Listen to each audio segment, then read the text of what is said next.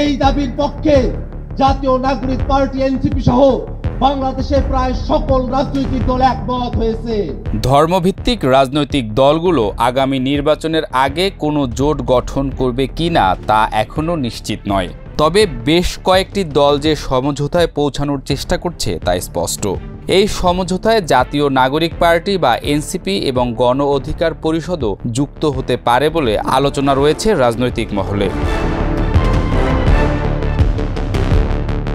এরই মধ্যে একই প্ল্যাটফর্মে আসতে আলোচনা চালাচ্ছে ক্রিয়াশীল বেশ কয়েকটি ধর্মভিত্তিক রাজনৈতিক দল। ত্রয়োদশ জাতীয় সংসদ নির্বাচনের আগে সংখ্যানুপাতিক ভোটের দাবি আদায়ে মাঠে সরব থাকার বিষয়েও একমত তারা। আসন্ন নির্বাচনের জোট নিয়ে এমনই একটি প্রতিবেদন প্রকাশ করেছে বিবিসি বাংলা। তারই নির্বাচিত অংশ তুলে ধরা হলো।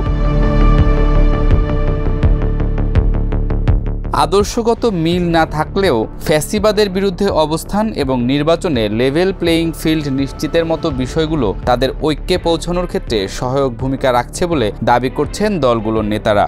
তবে একই মঞ্চে আসার আলোচনা চালালেও এটিকে অবশ্য কোনো জোট বলতে চাইছেন না তারা। আপাতত দাবি আদায়ে সংঘবদ্ধভাবে মাঠে থাকার পরিকল্পনা তাদের। বাংলাদেশ জামায়াতে ইসলামীর নায়েবে আমির ডাক্তার সৈয়দ আবদুল্লাহ মোহাম্মদ তাহের বিবিসি বাংলাকে বলেছেন, বিএনপি ছাড়া প্রধান সব দলই সংখ্যানুপাতিক ভোটের বিষয়ে একমত। যারা সংখ্যানুপাতিক ভোটের পক্ষে তাদের অনেকের সাথেই আমরা আবার কথা বলছি।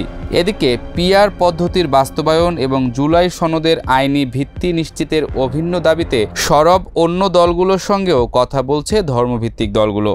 এনসিপি গণ অধিকার পরিষদ এবি পার্টির নামও এসেছে এই আলোচনায়। গণ অধিকার পরিষদের সাধারণ সম্পাদক মোহাম্মদ রাশেদ খান বিবিসি বাংলাকে বলেছেন, জোটের ব্যাপারে এখনও কারো সঙ্গে আমাদের আলোচনা হয়নি। তবে যারা ফ্যাসিবাদ বিরোধী রাজনৈতিক দল তাদের সবার সাথে আমাদের সুসম্পর্ক আছে। আর ইসলামী দলগুলোর সাথে জুলাই সনদের আইনি ভিত্তির অভিন্ন দাবিতে একমত হলেও এটি কোনো রাজনৈতিক সমঝোতা বা জোট নয় বলে জানিয়েছেন এনসিপির জ্যেষ্ঠ যুগ্ম আহ্বায়ক আরিফুল ইসলাম আদিব।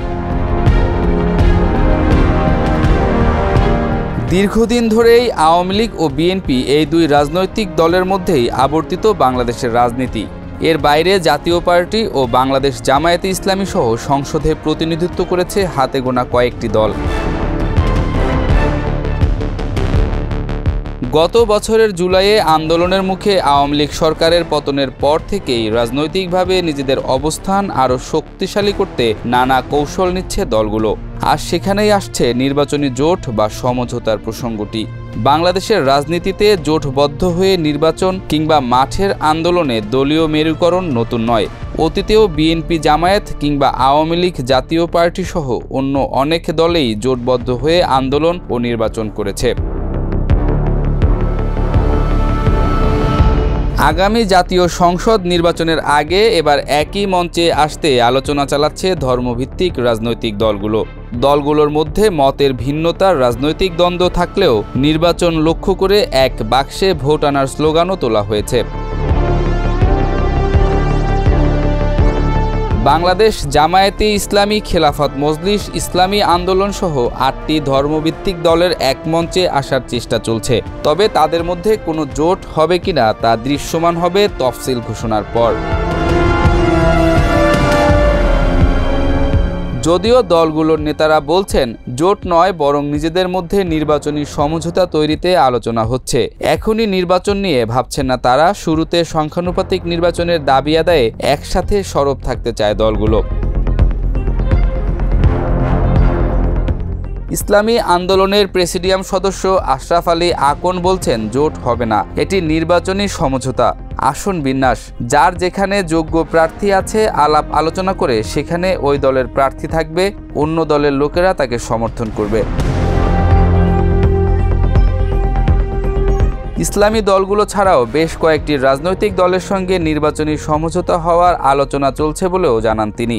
মিস্টার আকন বলছেন, দীর্ঘদিন ধরে চলমান একদলীয় পরিবারতান্ত্রিক রাজনীতির বিপরীতে বাংলাদেশের রাজনীতিতে দেশপ্রেমিক দলগুলোকে এক জায়গায় আনতেই নির্বাচনী সমঝোতার চেষ্টা করা হচ্ছে। তবে নির্বাচনী জোটের ব্যাপারে এখনও আলোচনা হয়নি বলে দাবি করেছেন বাংলাদেশ জামায়াতে ইসলামীর নায়েবে আমির ডাক্তার সৈয়দ আব্দুল্লাহ মোহাম্মদ তাহের।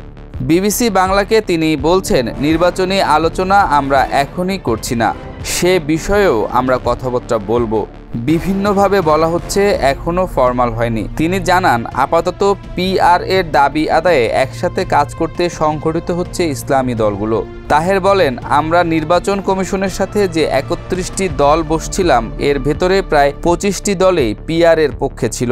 এই ইস্যুতে we are almost common except BNP. Awami লীগের পতনের পর জামায়াত এবং অন্যান্য ইসলামী দল ও সংগঠনগুলোর রাজনৈতিক তৎপরতা বেড়েছে। অনেক ক্ষেত্রেই তা চোখে পড়ার মতো।